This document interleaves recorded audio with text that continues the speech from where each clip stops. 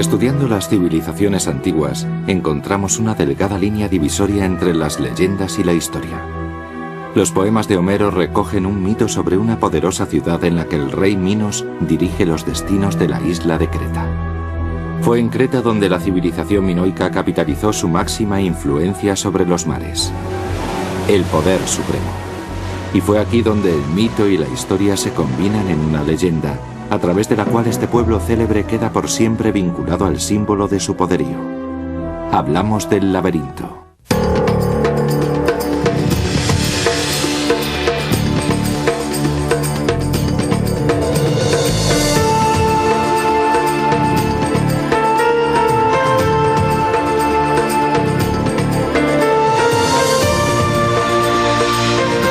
El legado de las civilizaciones antiguas.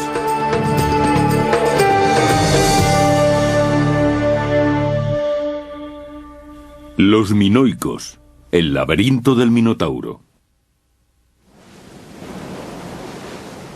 A comienzos del 2500 a.C., los habitantes de la isla de Creta y de otras islas del mar Egeo desarrollaron una cultura que los historiadores consideran como los cimientos de la civilización minoica.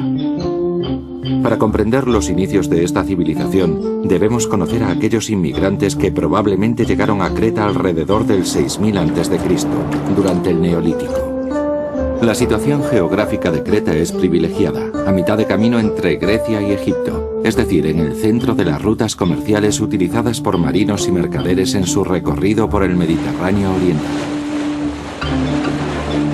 Los minoicos se valieron de su posición en el centro del mar Egeo para organizar un floreciente comercio marítimo.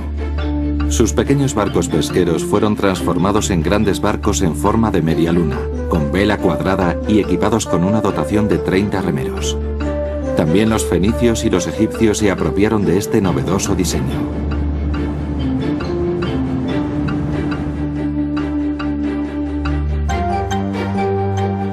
Durante siglos, los barcos minoicos y sus mercaderías influyeron con su presencia en la vida del Mediterráneo oriental. A través del comercio, los minoicos se ganaron la reputación de señores del mar, controlando las rutas marítimas entre las costas de Grecia, Siria y Egipto.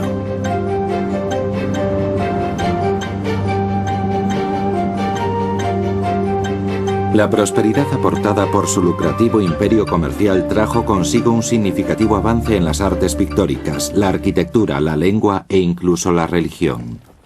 La agricultura aseguraba el sustento de la población, y las copiosas cosechas permitían a los trabajadores dedicarse a otros menesteres. Los artesanos minoicos se convirtieron en hábiles ceramistas, broncistas, talladores de exquisitos objetos de marfil y piedras preciosas. A comienzos del 2500 a.C., los minoicos, habitantes de Creta y de otras islas del Egeo, construyeron ciudades y establecieron colonias que diversificaron su área de influencia.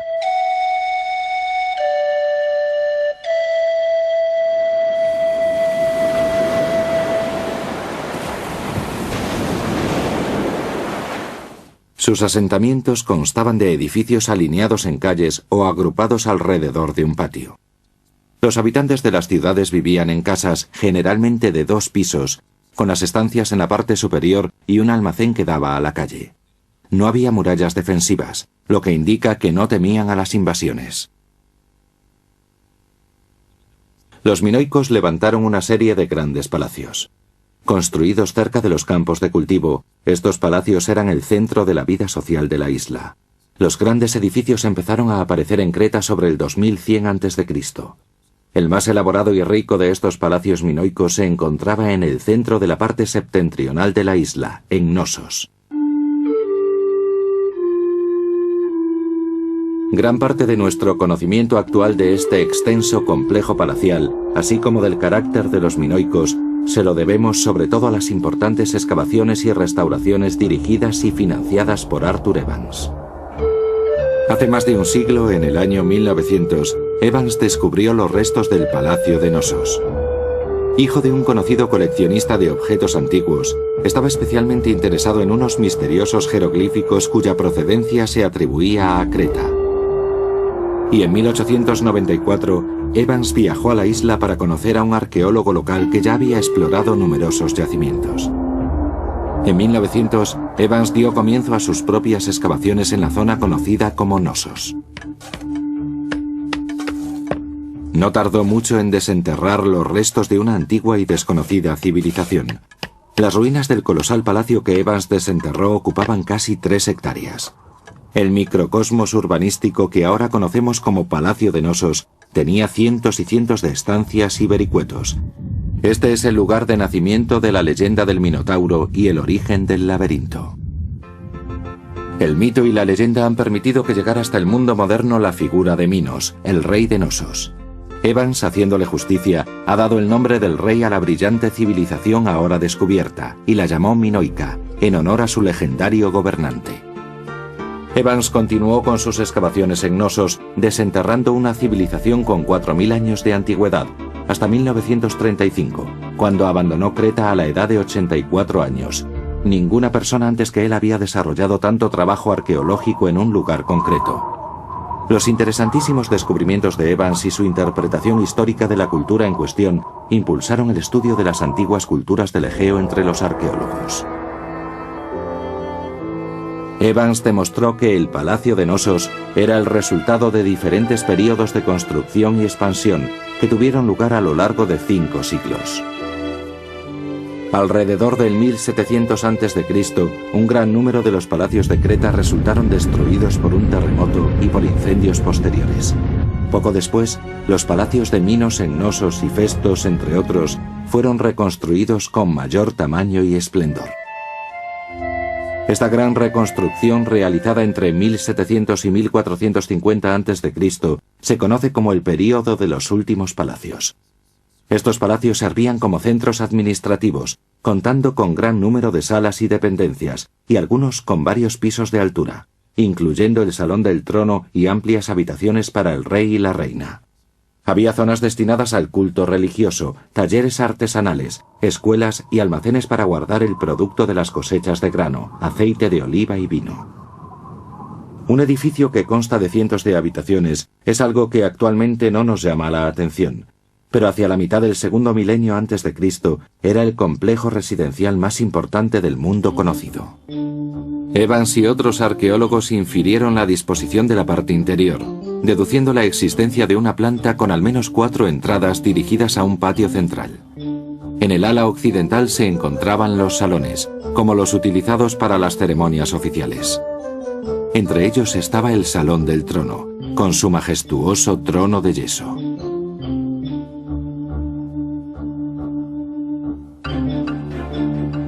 Los materiales de construcción de los palacios minoicos eran la piedra y la madera, con galerías que daban a un vasto patio central, el auténtico núcleo de la actividad palaciega. La construcción es interesante ya que los arquitectos minoicos no empleaban el arco como soporte, sino que derivaban las tensiones hacia las columnas. Diseñaron un bosque de troncos de madera de ciprés y lo pintaron con vivos colores. Estas columnas sostenían el techo y los pisos superiores. Este tipo de columnas, que se estrechan en la parte inferior, son características de la civilización minoica y de la posterior, la micénica. Su base cilíndrica es un cono truncado, de yeso, cal o piedras de colores brillantes. El fuste es de madera. Algunas de las columnas de Knossos tienen fustes con canaladuras verticales, cóncavas o convexas. También tienen capitel, de madera. La relación entre la base y el remate es única para este tipo de columnas. El techo que reposa sobre estas columnas no era inclinado, sino horizontal, como se aprecia en esta reconstrucción. Tratándose de cientos de metros cuadrados de superficie, se habían practicado aberturas en el techo destinadas a recoger y canalizar la valiosísima agua de lluvia.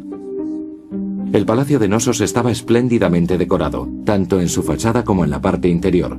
Los muros exteriores reposaban sobre bloques cuadrados. Las vigas del techo estaban pintadas con diversos motivos. Las cornisas se rellenaban con discos de colores, coronados por el doble cuerno sagrado. En el interior del palacio las paredes eran de piedra y arcilla, con una capa de paja y cal. Después se cubrían con losetas de yeso, cuya blancura cristalina producía una impresión de brillantez y esplendor. Los gruesos muros aislaban del ruido provocado por los miles de personas que vivían o trabajaban en el palacio. Se cree que los reyes tenían sus dependencias reales en un cuarto o quinto piso, para poder así disfrutar de una vista panorámica sobre el feraz valle que se extendía ante ellos.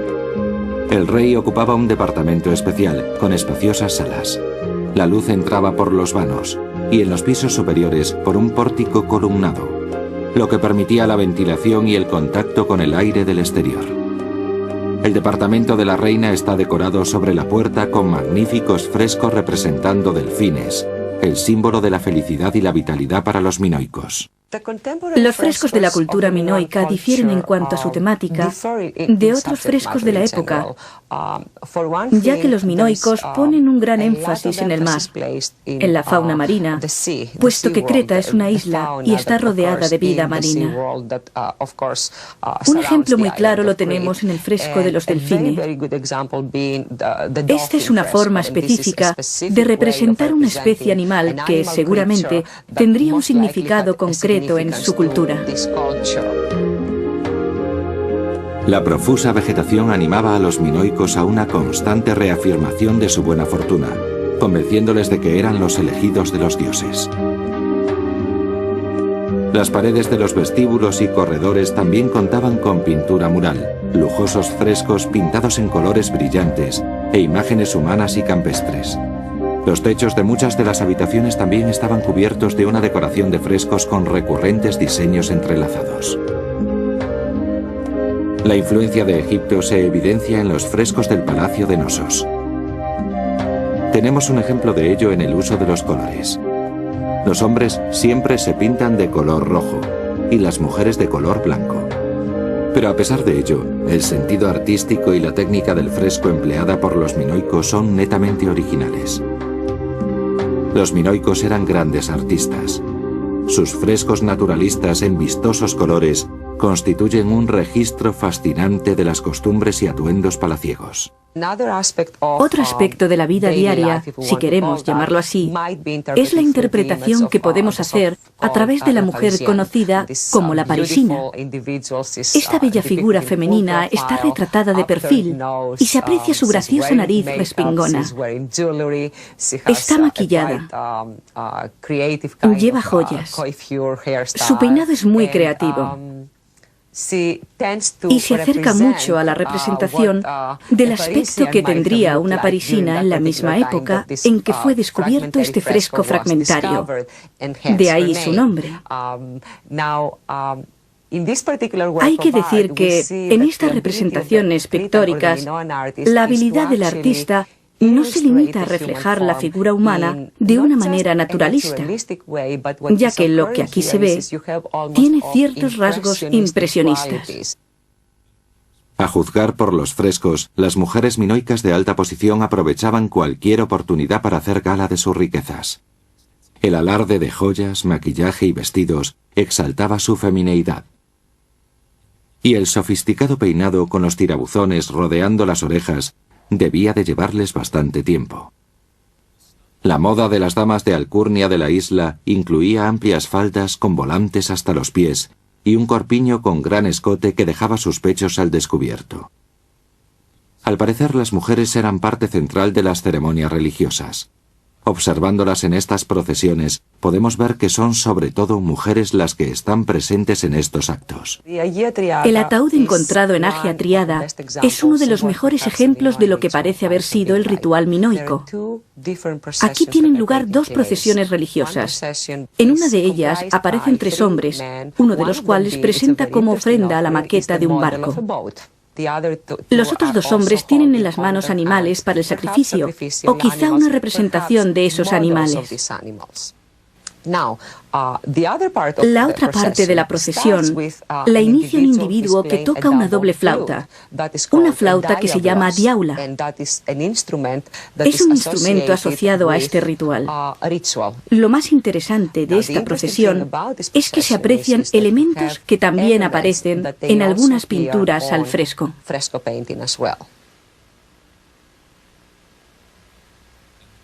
En el vestidor de la reina, un depósito de agua empotrado detrás de la pared proporciona agua corriente y un sistema de drenaje. Una bañera de terracota pintada fue descubierta fuera del baño de la reina. Estaba rota en pedazos, pero fue reconstruida por Evans y colocada en su lugar original. El sistema minoico de conducción de aguas, hecho de arcilla con juntas de cerámica, representa un auténtico logro técnico. En Knossos encontramos un sistema de tuberías dobles para la conducción del agua a través de los cimientos del palacio. El primer juego de tuberías suministraba agua clara procedente de la lluvia y del cercano monte Juptas. El segundo juego de tuberías era para las aguas residuales que desaguaban en un pozo negro. Este sistema de evacuación es uno de los rasgos fundamentales de la arquitectura minoica y constituyó uno de los más avanzados del mundo hasta que los romanos desarrollaron uno similar 1000 años más tarde. En las salas de almacenaje se encontraban las grandes tinajas decoradas, denominadas pithoi, donde se guardaban las provisiones de aceite, vino y grano. Con una población de decenas de miles de personas, entre personal palatino y habitantes periféricos, había que mantener los alimentos en las condiciones adecuadas. Según Homero, los minoicos de la isla de Creta estaban gobernados por el rey Minos. Debajo de su palacio, en un inmenso laberinto, Minos tenía a su servicio un monstruo con cuerpo de hombre y cabeza de toro, el Minotauro. Con frecuencia, leyendas como la del Minotauro tienen un fundamento real. No cabe duda de que para el griego corriente, nacido en una choza, penetrar en los corredores del gigantesco complejo palacial de Knossos, con varias alturas y cientos de estancias, debió ser una experiencia abrumadora. Ante tal profusión de habitaciones, es posible que la imaginación popular de los griegos prehelénicos, combinando asombro y temor, diera pábulo a la leyenda del laberinto y crease el mito del Minotauro. La leyenda de los jóvenes atenienses ofrecidos al Minotauro en sacrificio es quizá una simple metáfora de la sumisión griega ante el control económico y político del pueblo minoico. Desde luego no se debía a un poder militar prácticamente inexistente. Los únicos elementos bélicos que vemos son los típicos escudos en forma de 8, que se cree fueron utilizados para luchar desde los carros, y el hacha de doble hoja, que quizás sea más que nada un símbolo de poder. Es seguro que cualquier dignatario de un país extranjero que entrara en la sala del trono tenía que sentirse amedrentado ante la fuerza emanada del poder real. Los grifos de las pinturas al fresco aumentaban el malestar, y sin embargo para los minoicos eran un símbolo de protección al representar diferentes aspectos de la divinidad, simbolizada por la atenta mirada del águila y el cuerpo terrenal de león. Los historiadores Tucídides y Heródoto vinculan la leyenda de Minos a su sabiduría como juez. Incluso hoy, el asiento del presidente del Tribunal Internacional de Justicia de La Haya es una copia del trono mítico del rey Minos. El rey Minos no tiene un papel preponderante en los poemas de Homero. Su figura aparece con mayor frecuencia en las fuentes del siglo V a.C., con los historiadores griegos clásicos. Cuando Homero, refiriéndose al imperio naval ateniense, se refiere al dominio de los mares por el rey Minos, hace una referencia histórica que una audiencia ateniense captaría seguramente de inmediato. El rey, de forma parecida a los faraones egipcios, gobernaba ejerciendo tanto el poder político como el religioso. En la sala del trono los sacerdotes se sentaban en bancos a su alrededor, y el papel religioso del rey era solo una faceta más de su gobierno unipersonal. El palacio de Festos recibe su nombre del hijo del fundador y nieto de Hércules. Al igual que Knossos, también este palacio fue construido para una vida de lujo y confort. Todo se conjugaba para acrecentar la calidad de la vida diaria, haciéndola más agradable, feliz y plácida. Cuando se extendieron los vínculos comerciales de los minoicos y sus negocios ganaron en prosperidad, fue necesario desarrollar un sistema rápido y práctico para llevar el control de sus operaciones. La escritura minoica, similar a la jeroglífica egipcia, resultaba ya insuficiente. La escritura lineal La, llamada así por los trazos verticales, en oposición a los cuneiformes, era mucho más adecuada para sus fines comerciales. La mayoría de los textos son inscripciones en arcilla y se guardaban en los archivos de los palacios de Knossos y Festos. Este es el denominado disco de Festos, con sus caracteres hermosos y únicos grabados según una antigua forma de impresión. Los arqueólogos aún no están seguros de su función. Resulta frustrante que ni la escritura lineal A ni la del disco de Festos hayan podido ser descifradas todavía. Sería sin duda una información sumamente valiosa. Festos es famosa por su magnífica cerámica. Es el lugar de producción de la famosa alfarería de Camarés, llamada así por la gruta del mismo nombre al pie del monte Ida, donde fueron hallados los primeros ejemplares. La cerámica aquí confeccionada utiliza profusamente el color y un efecto relieve obtenido mediante la especial aplicación de los motivos. Pero el orgullo del arte cretense residía en la producción de los sellos de piedra. El material básico eran todo tipo de gemas o piedras semipreciosas, en las que los orfebres grababan figuras en miniatura y escenas en relieve. Estas se cuentan entre las obras de arte más perfectas del período último palacial. Los motivos, generalmente tomados de la naturaleza, la reproducían con gran precisión, sensibilidad, encanto e imaginación. Los adornos de oro eran el producto estrella de la metalistería minoica. El trabajo de los orfebres se fue perfeccionando, creándose una variedad muy numerosa de aderezos. Las joyas y otros objetos se repujaban, lo que les confería una delicadeza única. En Creta no hay templos consagrados a actos religiosos como los hay en Egipto o Grecia. Tampoco se han encontrado grandes estatuas de dioses. Sin embargo, los griegos pensaban que algunos de sus dioses vivieron durante algún tiempo en Creta. Por ejemplo, según una leyenda griega, Zeus pasó su niñez en la isla. Los minoicos adoraban a la diosa madre por encima de las demás divinidades. Esta misteriosa diosa gobernaba las fuerzas de la naturaleza y estaría asociada a la magia y a la fertilidad. El animal sagrado de los minoicos era el toro. Esto explica que los cuernos, como símbolo, aparezcan diseminados por toda Creta, siendo seguramente el origen de la leyenda del Minotauro. Durante las celebraciones se toreaba de forma similar a como se hace en algunos lugares de la España actual. Jóvenes de ambos sexos realizan proezas atléticas saltando y dando volteretas sobre los cuernos del toro con suma habilidad. Estos eventos tendrían también un significado litúrgico.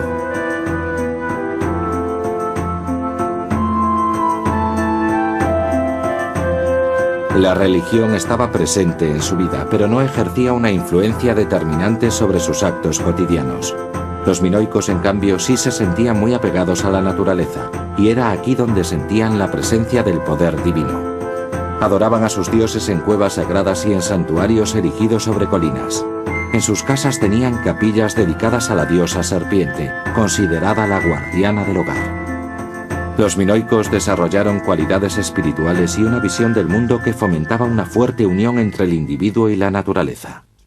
Disfrutando de paz interior, prosperidad material y unas excelentes relaciones con los pueblos vecinos, la civilización minoica llegó a alcanzar un elevado nivel cultural. Y no obstante, hacia el final del segundo milenio antes de Cristo, se produjo el declive de Knossos y de la civilización minoica. No hay una razón clara sobre el origen de su decadencia, pero se barajan varias teorías. Una de ellas se refiere a la tremenda erupción volcánica que acabó con la isla conocida hoy como Santorini, produciendo un gigantesco maremoto que destruyó muchas ciudades cretenses y gran parte de la flota minoica. Sea cual fuere la causa de su decadencia, los micénicos, los antiguos socios de los minoicos en el comercio marítimo, tomaron pronto el control de Creta, dando así comienzo a su larga dominación en la isla. La cultura minoica, que floreció hace miles de años en la isla de Creta, ejerció una poderosa influencia sobre las gentes de Grecia y de todo el Egeo. Mediante las leyendas sobre su pasado, historiadores y poetas nos han trasladado su conocimiento en homenaje a un pueblo gobernado por administradores sabios y justos. Los minoicos influyeron poderosamente en las civilizaciones mediterráneas. Con su cultura se inició en gran parte el desarrollo de la mitología de la Grecia clásica. Miles de años después de su desaparición, esta cultura legendaria sigue viva en el mito del laberinto, que aún perdura entre nosotros.